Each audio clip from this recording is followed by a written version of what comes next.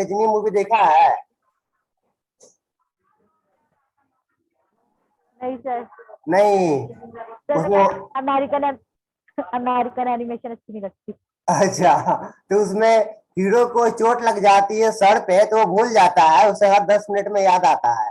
आपको भी ऐसा ही हुआ है क्या? आप भी भूल गए थे, अभी आपको याद आ गया? यस सर, शायद भूल गई। मैंने भी नोट खोल के देखे ना, तो मैंने अच्छा सोचा कि मिनिमम डेविएशन आपने पढ़ा दिया था, तो ये वाला लग रहा था कि नहीं अच्छा, पढ़ा। मजाक कर रहा हूँ, दिल पर मत लीजिए यार, दिमाग पर ले सकते हो, ठीक है? नहीं सर, मैं क्यों दिल पर लूंगी। ठीक है, चलिए, तो देखिएगा। सर मैं तो दिमाग चलिए ओके ठीक, ओके। देखिए, तो क्लास लैब से लाइट रे का हम लोग रिफ्रैक्शन कराते हैं। ये क्लास लैब है, ये लाइट रे यहाँ आई, इधर एयर है, ये ग्लास की स्लैब है, और यहाँ भी एयर है। अब यहाँ से हो क्या रहा है कि यहाँ से लाइट रे एंटर करी, तो ये नॉर्मल है, नॉर्मल है, तो इसे यूं जाना चाहिए था सीधा। ये इंसिडेंट लाइट रे है, तो होगा क्या, तो होगा क्या, ये लाइट रे रेयर से डेंसर में आई, तो नॉर्मल के साइड टुवर्ड्स नॉर्मल। मूव कर जाएगी। अब इसे यूं जाना चाहिए था, अब इसे यूं जाना चाहिए था, तो यहाँ पे एक और नॉर्मल मैंने लिया एंड डैश। अब पाओगे अवे आप फ्रॉम कि ये अवे फ्रॉम द नॉर्मल, लेकिन दोनों के बीच थोड़ी सी डिस्प्लेसमेंट हो जाएगी, जिसे हम लोगों ने नाम दिया था लैटरल डिस्प्लेसमेंट लेटरल। शिफ्टिंग। तो आपको ये दिखाना है कि इसमें ये इंसिडेंट लाइट रे है, ये इंसिडेंट लाइट रे, ये जो इंसिडेंट लाइट रे है, इंसिडेंट लाइट रे, और ये आपका जो इमरजेंट लाइट रे है, इमरजेंट लाइट रे है, इमरजेंट लाइट रे, ये दोनों आपस में पैरेलल है, ये आपको शो करना है। तो देखिए क्या करेंगे, ये आप जान रहे हो कि एंगल ऑफ इंसिडेंस है, और ये वाली एंगल ऑफ रिफ्रैक्शन है। आप बताइएगा ये एंगल क्या होगी? ये भी तो आर ही होगी, ये क्यों होगी यार? क्योंकि सर ये सेम रे है ना। अल्टरनेट इंटीरियर एंगल, ये दोनों पैरेलल, ये ट्रांसवर्सल, तो ये दोनों अल्टरनेट इंटीरियर एंगल। जैसे मान लीजिए ऐसे है, पैरेलल लाइंस ऐसे कट कर रही है, ठीक है, तो एंगल, ये एंगल इक्वल होगी ना, तो अल्टरनेट इंटीरियर एंगल से ये दोनों इक्वल हो गई, और ये आपका इमरजेंट एंगल है, ये आपका इमरजेंट एंगल है। आपको दिखाना है कि इंसिडेंट लाइट रे और रिफ्लेक्टेड लाइट रे दोनों पैरेलल होती है, तो देखते हैं कैसे। सबसे पहले आपको पता है, याद कीजिए, न्यू ग्लास का एयर के रिस्पेक्ट में तो क्या होता है, साइन आर साइन आर होता है। सर दिख नहीं रहा, ऊपर कर दीजिए। ऊपर नहीं दिखा, ओके ओके, भावना को ऊपर नहीं दिखा, थोड़ा नीचे लिख देता हूं मैं। म्यू ग्लास अब दिख रहा है ना? यस सर दिख रहा है। साइन आई अपॉन साइन आर। चलिए, तो एयर से ग्लास में गया, तो ग्लास का एयर के रिस्पेक्ट में, अब ग्लास से एयर में जा रहा है, तो म्यू एयर का म्यू ग्लास से जा रहा, तो क्या हो जाएगा, sine are upon sine E, sine I upon sine e. इससे आप रेसिप्रोकल करेंगे तो ये आ जाएगा वापस से, कल भी मैंने इस बात को आपको बताया था, इधर लिखेंगे जी, इधर लिखेंगे ए, तो क्या हो जाएगा, sine E upon sine I हो जाएगा। Yes sir. Okay, sorry sine are upon, यहाँ आर ना लिखता मैं, sine are upon sine E, यहाँ आर हो जाएगा। क्लियर है यहाँ तक? ओके, हाँ हाँ सर क्लियर है। ओके, अब इक्वेशन 1 और 2 को मिलाइए। फ्रॉम इक्वेशन 1 एंड 2 आप क्या पाएंगे, म्यू जी ए इक्वल है, तो ये दोनों इक्वल नहीं हो जाएगा क्या? Yes sir. ओके, आप लिख सकते हैं फिर से बताना क्या? Mu glass air mu glass air equal है, तो ये दोनों भी इक्वल Yes, sir. नहीं जाएगा ना, हाँ यस क्लियर सर, है? ठीक है, यस सर। आप लिख सकते हो sine I upon sine R is equal to sine E sine upon upon sine R. Sine R, ये दोनों cancel out, sine I is equal to sine E, therefore I is equal to E, I is equal to क्या आ गया आपको, ई आ गया। ई। अब आप देखिएगा, अब आप जब इससे आगे एक्सटेंड करके देखिएगा तो आप पाइएगा कि ये कैसी एंगल है, आप इसमें क्या पाइएगा कि कैसी एंगल है आई और ई, गौर से देखिएगा, आपको I is equal to E आ गया, I is equal to E आ गया, angle of incidence is equal to angle of emergent, incident angle और इमरजेंस एंगल आपके इक्वल आ गई। आप देखिए, इससे मैं अगर वापस से ड्रॉ करूं, आप क्या पाएंगे, इससे मैं अगर ये एंगल आपको बना रहा था, इससे मैं अगर वापस से ड्रॉ करूं तो हम लोग पाएंगे आई और ई कैसी एंगल है, बताइए।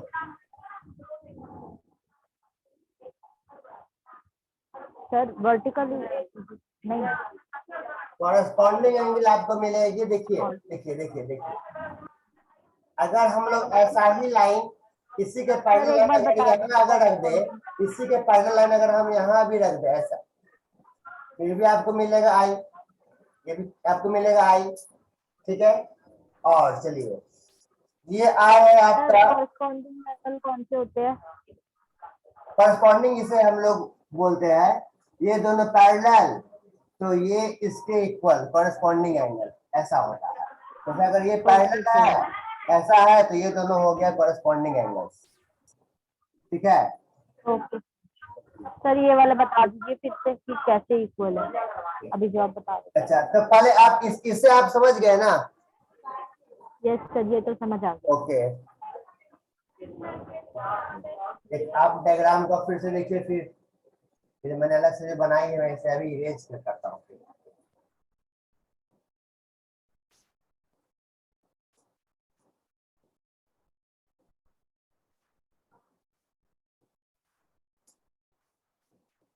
आपको भी आई इज इक्वल टू ई है, आपको दिखाना है कि ये दोनों लाइट रे क्या है, पैरेलल है, आपको दिखाना है कि ये दोनों लाइट आपको क्या है, पैरेलल है।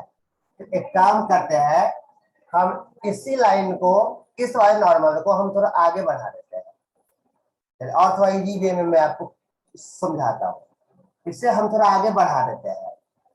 अब बताइए, ये आई एंगल है तो ये एंगल क्या होगी, बताइए, आई क्या कारण है, बताइए।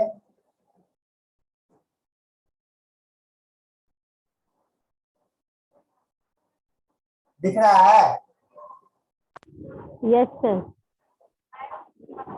ये आई तो ये सर भी आई, कॉरेस्पॉन्डिंग होगी। कॉरेस्पॉन्डिंग एंगल, ये दोनों पैरेलल लाइन, ये दोनों पैरेलल लाइन, ये दोनों और ये ट्रांसवर्सल, तो ये आई तो ये भी आई। अब चलिए, अब इसे और इसे आप कंपेयर करिए, इससे और इससे आप कंपेयर करिए, ये आई तो ये भी आई, क्या कारण है, vertically opposite angle, yes sir. और ये दोनों एंगल है कैसा, बताइए, ये दोनों एंगल कैसी है, कॉरेस्पॉन्डिंग एंगल है, यस सर। इसका मतलब ये दोनों पैरेलल हो गई। Yes sir. आप समझे सोनिया, नहीं? यस सर, मैं समझ रही हूँ। आप भावना सच बताओ, समझ गए हो या फिर से समझाओ? सर आ गया समझ। ओके, तो ये आपको ज्योमेट्रिकली मैंने दिखाया, कॉरेस्पॉन्डिंग एंगल, अल्टरनेट एंगल वगैरह वगैरह। इसी बात को यहाँ पे लिखना है, दस अ light ray, a ray of light incidence on parallel to the emergent ray, ये आप मतलब लिख देंगे। एक बार आप पीडीएफ से आप एक बार पढ़ लीजिए, एक बार आप पीडीएफ से इस बात को आप पढ़ लीजिए तो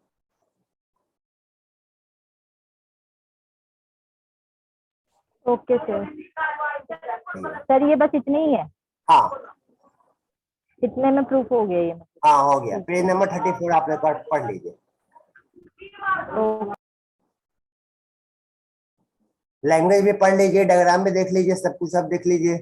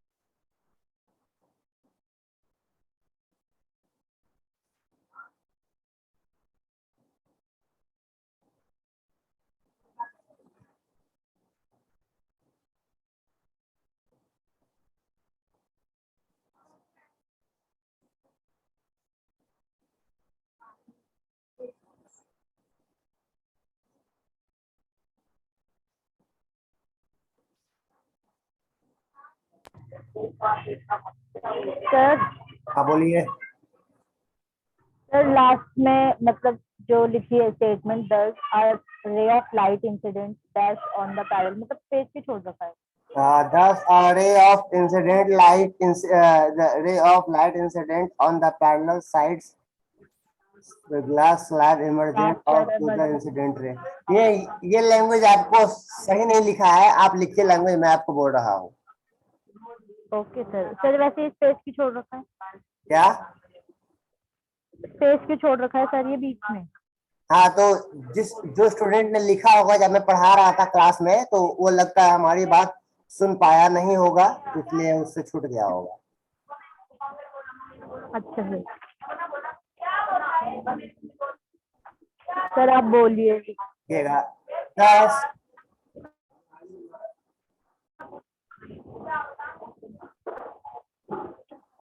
इमरजेंट, यस सर बोलिए। दस इमरजेंट लाइट रे, हाँ thus emergent light ray is parallel to the incident light ray, parallel to the incident light ray. When refraction of light, when refraction of light takes place through a glass slab, through a glass slab. लिख लिया?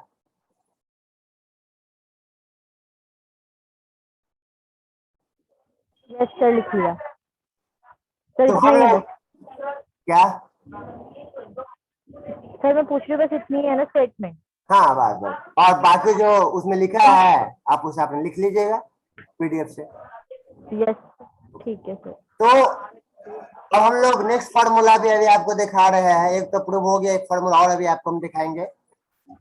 देखिए, अगर हम लोग offline ही रहते ना तो कल आपका ये चैप्टर एंड हो जाता, जैसे कि मैंने आपको लिखाया था, लेकिन चूंकि मैं पटना में आ गया तो ऑनलाइन लेने के कारण थोड़ी स्पीड कम हो गई। तो कोई बात नहीं, मैं परसों तो मॉर्निंग में पहुंच रहा हूँ, तो परसों मैं इस चैप्टर को ऑफलाइन करके एंड कर दूंगा। उसके बाद आपको 2 दिन लगेगा इलेक्ट्रोमैग्नेटिक। सर एक, हाँ बोलिए। नहीं सर आप बोलिए फिर। उसके बाद 2 दिन लगेगा इलेक्ट्रोमैग्नेटिक वेव में, मगर 2 तारीख को आपकी टेस्ट होगी ऑफलाइन। एक को मैं पहुंच रहा हूँ, एक को मैं पढ़ा दूंगा, रे ऑप्टिक्स एंड कर दूंगा।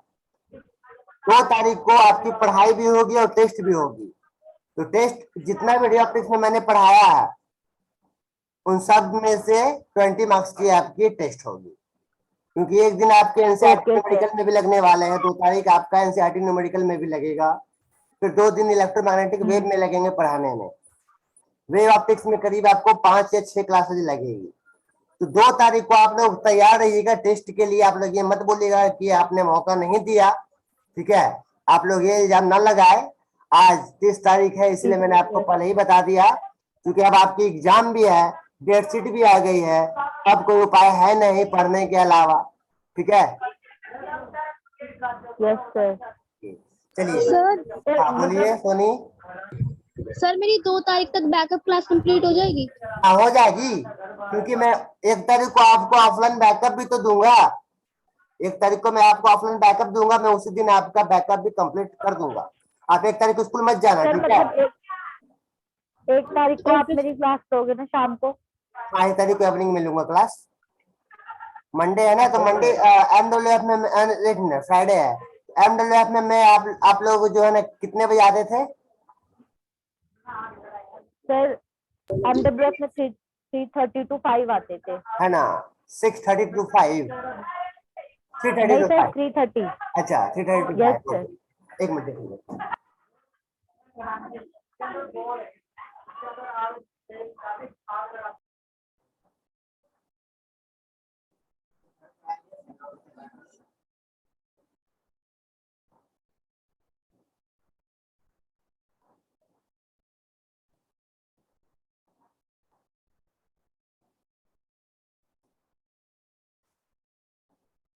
ओके, तो जो शेड्यूल था वही रहने दूंगा, है ना, बेटर रहेगा। तो चलिए हम लोग नेक्स्ट फार्मूला देखते हैं। हम लोग अब जो देखेंगे, जो लैटरल शिफ्टिंग होती है, जो लैटरल शिफ्टिंग होती है, इसकी लेंथ कैसे काउंट करेंगे। काउंट क्लियर है ना। यस सर, बिल्कुल क्लियर है। अब हम लोग देखते हैं कि जो लैटरल शिफ्टिंग होती है, ये लैटरल शिफ्टिंग होती है, तो इसकी क्या डेरिवेशन होगी, मतलब डी निकालेंगे, लैटरल शिफ्टिंग हम लोग निकालेंगे। तो expression for lateral shifting. Sir जो प्रिज्म में लैटरल शिफ्टिंग हो रही है वो बताओगे आप? नहीं, प्रिज्म में नहीं, प्रिज्म में तो डेविएशन मैंने निकाल ही दिया आपको। लैटरल शिफ्टिंग क्या था, भूल गए? याद कीजिए, देखिए आपको याद आ जाएगा। 1 तारीख को आ रहा हूं तो आपको डॉक्टर के पास में ले जाऊंगा एक बार। अब भूल जा रहे हो ओके आजकल। सर। अब क्यों भूल जा रहे हो भावना? सर एक सेकेंड देख। अच्छा ठीक है, चलिए यहाँ देखिए, लाइट रे यहां से इंटर करी, इसे यूं जाना चाहिए था, यूं जाना चाहिए था, मगर बेचारा लाइट रे रेयर से डेंसर मीडियम में एंटर कर रहा है। एयर है, रेयर मीडियम, यहाँ भी एयर है, रेयर मीडियम, ये ग्लास है, डेंसर मीडियम। अभी आपको याद आ जाएगा जब मैं भी बताऊंगा, तो आप खुद बोलोगे वो अच्छा अच्छा, हाँ याद आ गया, याद आ गया। देखिए, लाइट रे को इधर जाना चाहिए था लेकिन आ गया इधर। अब इस बेचारे को इधर जाना चाहिए था, फिर से बेचारा मूव कर गया, लेकिन पैरेलल हो गया, मगर दोनों के बीच थोड़ी सी डिस्टेंस आ गई, जिसे हम लोग क्या कहे थे, लैटरल शिफ्टिंग। इसे ही ना बोले थे हम लोग लैटरल शिफ्टिंग, याद आया क्या? यस सर, लैटरल सर ये तो मुझे याद है। याद है? सर आपने लैटरल शिफ्टिंग बोला ना तो मैं कंफ्यूज हो गई, आपने लैटरल डिस्प्लेसमेंट बताया था। हाँ, और मैंने शिफ्टिंग बोल दिया था अभी। Yes sir. Oh sorry sorry, this is my sir mistake. मैं वही तो नोटबुक में देखने अच्छा लग गई कि अच्छा, आपने शिफ्टिंग कहाँ बताया। Okay okay. अब मुझे डॉक्टर से दिखाना होगा खुद को। चलिए, इसका मतलब आपको निकालना ही है, तो एक काम करिए, ये डी है तो ये भी तो डी ही होगी, होगी ना D. Yes sir. Parallel line में हर एक, देखिए पैरेलल लाइन में क्या होता है, हर एक डिस्टेंस इक्वल होता है, तो हर जगह पे क्या होगी, डी होगी। क्लियर है? यस सर, क्लियर है। अब आगे देखिएगा। सोनी, आपको मेरी आवाज क्लियर पहुंच रही है? यस सर मैं सुन रही हूँ। ओके, चलिए इसे मैं मान लेता हूं N1, तो इसे N1 डैश, ये N1, इसे मैं मान लेता हूं N2, N1 और N2 मान लेता हूं, तो ये N1, तो ये N1 डैश, और ये N2, तो ये N2 डैश। इसे मैं थोड़ा आगे मिलाऊं, इस नॉर्मल को मैं थोड़ा आगे तक ले जाऊंगा, आगे तक काम है मुझे। सर प्रूफ क्या करना है इसमें? तो मुझे करना है, ये डी निकालना है, जो ये आपका आएगा डी मुझे निकालना है, इसमें निकालना है मुझे डी, लैटरल डिस्प्लेसमेंट मुझे निकालना है, जो मैं प्रूव करूंगा। ये होता है टी साइन आई minus R upon cos R. एक तो इससे न्यूमेरिकल भी बनते हैं, एक तो इससे न्यूमेरिकल भी बनेंगे जब मैं एनसीईआरटी कराऊंगा आपको 2 तारीख को, एक तो न्यूमेरिकल भी बनेंगे, और दूसरी बात है कि आपको प्रूव करने पे दे सकते हैं। ठीक है, ओके सर। इसे मैं प्रूव सर करूंगा। जो आप टेस्ट लोगे उसमें न्यूमेरिकल तो नहीं लोगे ना? नहीं तो चूंकि मतलब मैंने थ्योरी वाला। आपको, चूंकि आपकी न्यूमेरिकल 2 तारीख को होनी है, और मैंने टेस्ट भी 2 ही को रखा है, इसलिए टेस्ट में न्यूमेरिकल में नहीं दूंगा, इस वाले में नहीं दूंगा, ठीक अगली है बार सर। वाले टेस्ट में दूंगा। Okay sir.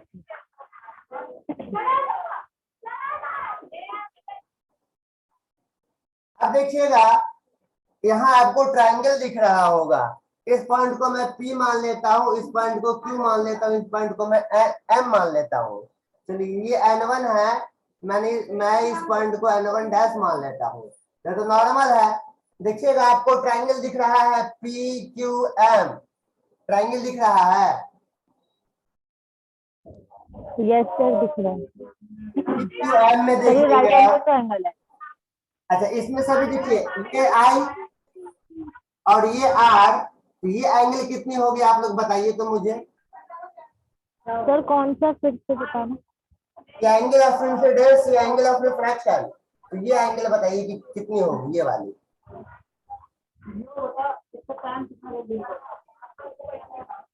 सोनी भावना, ये आई है, सर ये आई के ये आर है, तो ये एंगल कितनी होगी ये angle. I-R। I minus R, good, very good. क्योंकि कोई एक एंगल है तो पूरी की पूरी आई हो जाएगी, तो ये हो जाएगी आपको आई माइनस आर। ठीक है भावना, समझ पा रहे हो? यस सर, वो थोड़ा लैक हो गया था ना बीच में, तो इसलिए ओके ओके, तो देखिएगा, तो आप निकालिए साइन आई माइनस आर।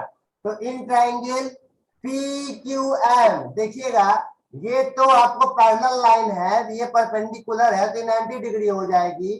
तो in triangle P Q M, अब साइन थीटा क्या होता है, P upon H, P by H. तो साइन थीटा यस सर। क्या है, i minus r, sine I minus r. Angle के अपोजिट में पी कितना हो जाएगा, Q M upon H, hypotenuse. 90 के सामने हाइपोटेनस होती है, सर मैं एक बार रीजॉइन कर लूं। पी क्यू हो जाए, एक मिनट, ये आपका हो गया। हाँ बोलिए बोलिए, सर एक बार रीजॉइन कर लूं मैं। कर लीजिए कर रीजॉइन कर लीजिए दी सर मैं एक कर बार। लीजिए। यस सर, एक मिनट।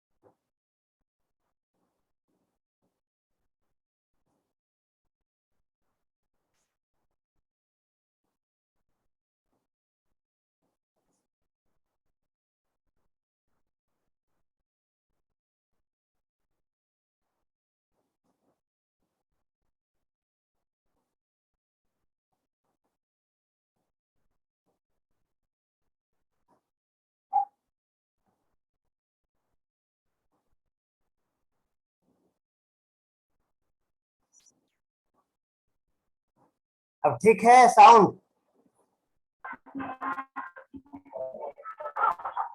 अब आवाज आ रही है मेरी,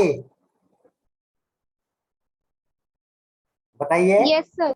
ओके, भावना आप भी सुन पा रहे हो सही से? यस सर, क्लियर है वॉइस। चलिए, तो देखिएगा sine theta is equal to P upon H perpendicular upon hypotenuse. तो थीटा की जगह पर आई माइनस आर, तो साइन थीटा पी, एंगल के अपोजिट वाले को क्या बोलते हैं, पी, तो क्या हो जाएगा क्यू एम, क्यू एम। और एस 90 के सामने हाइपोटेनस, मतलब पी क्यू। तो देखिएगा साइन आई माइनस आर, चलिए क्यू एम को हम लोग क्या बोल सकते हैं बताइए, तो क्यू एम को क्या बोल सकते टी हैं, T T T upon P Q. Sir D. Okay, तो पी क्यू को इधर मैं ले आता हूं, तो क्या हो जाएगा, D upon sine i sine I minus minus. R, equation 1 i minus है ना। यहां यस तक सर। क्लियर है? Yes sir. Yes sir, clear है। And in triangle P N one dash Q, P N one dash Q में आप देखिए, तो कॉस लेंगे हम लोग यहाँ पर, कॉस आर क्या होता है, बी अपॉन एच। तो बताइए कॉस आर के जगह पर हम लोग क्या लिख सकते हैं, P N dash N one dash Q triangle से, बताइए कॉस आर के जगह पर क्या लिखेंगे।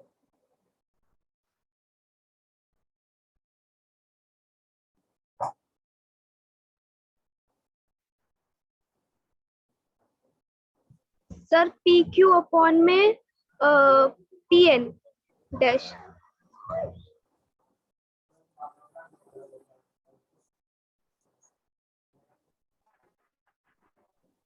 सर स्क्रीन नहीं आ रही मेरे में, मैं फिर से rejoin करती हूँ।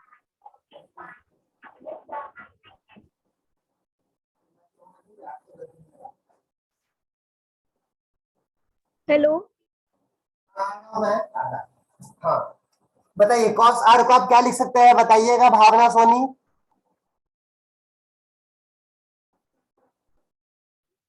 बोलिए। Sir P N dash upon में P Q. P Q, good है ना Bhavna. P N dash base P N one dash upon P Q, सही है भावना? क्या मैंने सही लिखा है भावना? ओ भावना की नेटवर्क प्रॉब्लम है। आपको सही वॉइस आ रही है मेरी सोनी? यस सर बिल्कुल। मतलब भावना के नेटवर्क में प्रॉब्लम है। भावना से बोलिए ज्वाइन होने के लिए जल्दी। हाँ आगे भावना।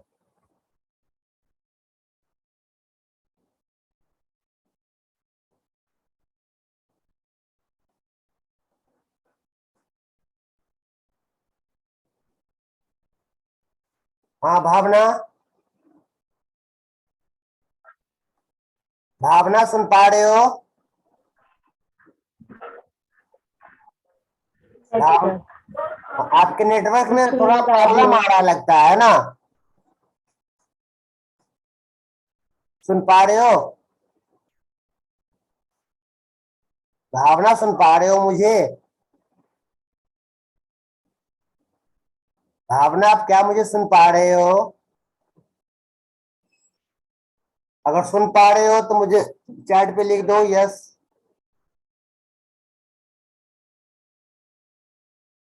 भावना आप क्या मुझे सुन पा रहे हो? सोनी आप सुन रहे हो? Yes sir. भावना आप बताइए क्या? भावना का फिर से दिखा रहा है।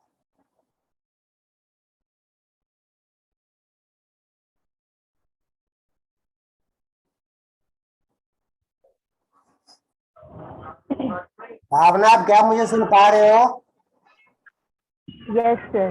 ओके, तो देखिए कॉस आर क्या हो जाएगा, बी अपॉन एच, तो P N one dash upon P Q. Clear है यहां तक भावना? सर एक minute. Cos R B upon H, angle के बगल में B, that means P N one dash और एच पी क्यू। क्लियर है भावना? यस सर क्लियर है। तो आप पी क्यू को क्या लिख सकते हो भावना? पी क्यू को आप लिख सकते हो पी एन वन डैश। अच्छा, एन वन डैश को हम क्या लिख सकते हैं? मान लीजिए ग्लास स्लैब की थिकनेस टी है, ग्लास स्लैब की थिकनेस टी, मान लीजिए कि ग्लास स्लैब की थिकनेस आपको है टी, तो आप पी एन डैश को आप टी लिख सकते हो ना, cos R P N dash को आप क्या लिख सकते हो? टी। अब पी क्यू तो है ही, क्या ये सही है?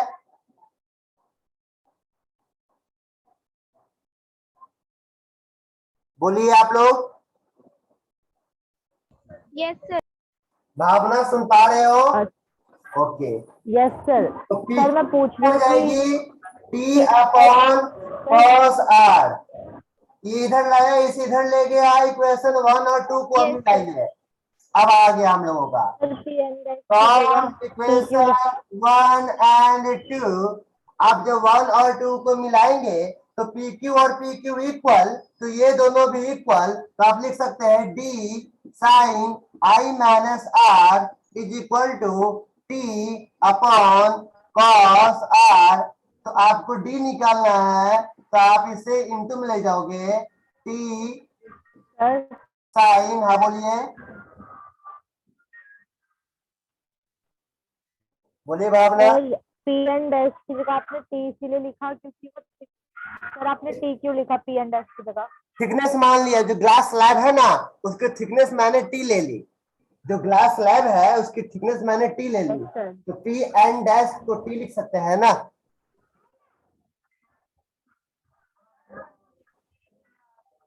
बोलिए, अच्छा ठीक है ठीक है ठीक है। समझ पा रहे हो ना भावना? हाँ सर अब समझ आ गया। ओके, तो इक्वेशन 1 और 2 को मैंने मिलाया, तो पी क्यू इक्वल है, तो ये वाले टर्म इस वाले टर्म के इक्वल मैंने लिख दिया, तो D is equal to T into में गया और अपॉन कॉस आर, हमें यही निकालना था। क्लियर है? Yes sir. समझ, आप भावना समझ गए?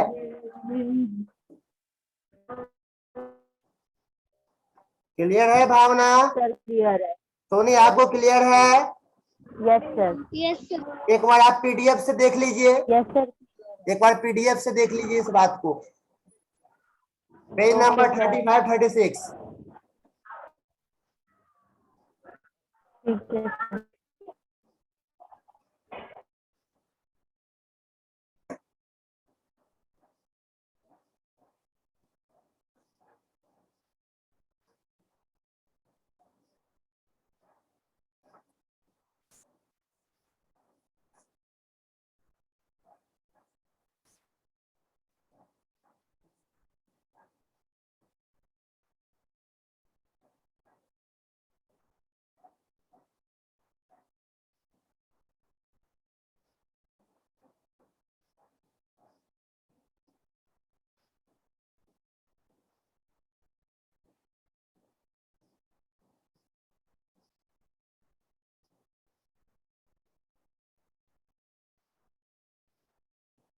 देख लिया है पीडीएफ से?